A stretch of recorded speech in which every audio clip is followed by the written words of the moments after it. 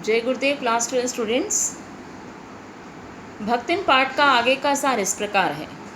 भक्तिन के जीवन का दूसरा परिच्छेद तब प्रारंभ होता है जब वह गौनी के पश्चात एक 3 पुत्रियों को जन्म देती है जो कि सांवले रंग की थी।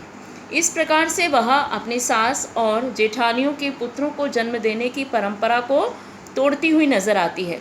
अतः परिवार उसके लिए दंड का विधान करता है। उस दंड के अंतर्गत भक्तिन को अपनी पुत्रियों सहित घर के सभी कामकाजों को अकेले ही पूर्ण करना होता है। इसके बदले में उसे उचित पोषण, भोजन इत्यादि भी नहीं मिलता है। जहाँ उसकी जेठानियाँ और उसके पुत्र मलाई, दूध, राब इत्यादि खाते हैं, उसे और उसकी बेटियों को छाछ, मट्ठा और चने बाजरे की घुघरी चबानी पड़ती।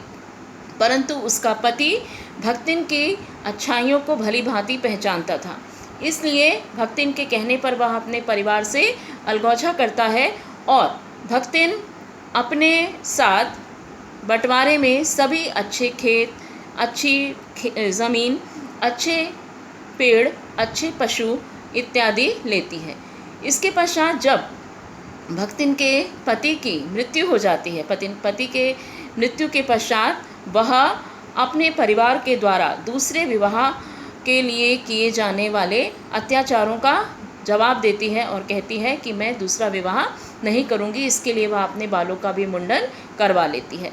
भक्तिन का दुर्भाग्य यहीं उसका साथ नहीं छोड़ता। भक्तिन का दुर्भाग्य उसके समान ही हठी है, इसलिए उसकी बड़ी पुत्री के पति का भी देहांत हो जाता है। विधवा पुत्री के साथ भक्तिन अपने खेतों को संभालने लगती है।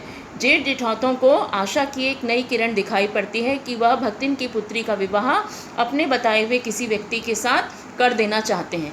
इसके लिए वह तरह तरह की चालें चलते हैं और आखिर एक दिन वह भक्तिन की बड़ी पुत्री और एक तीतरबाज युवक को एक कोठरी में बंद कर देते हैं, जिसके परिणाम स्वरूप पंचायत यह फैसला लेती है कि उस तीतरबाज युवक से युवती का विवाह कर दिया जाए। माँ और पुत्री दोनों को ही यह संबंध रुचिकर नहीं होता, क्योंकि वह व्यक्ति हर प्रकार से ऐबी था, बुरी आदतों का शिकार था। एक बार भक्तिन जमींदार का लगान ना चुका पाने के कारण धूप में खड़े रहने की सज़ा पाती है। यह उसके जैसे कर्मठ नारी के लिए बहुत ही शर्म की बात थी, लज्जा का विषय था। इसलिए वह उसी दिन वह गांव छोड़कर शहर जाने का निश्चय करती है। यहाँ भक्तिन के जीवन का अगला परिच्छेद, दूसरा परिच्छेद समाप्त होता है। जय गुरुदेव।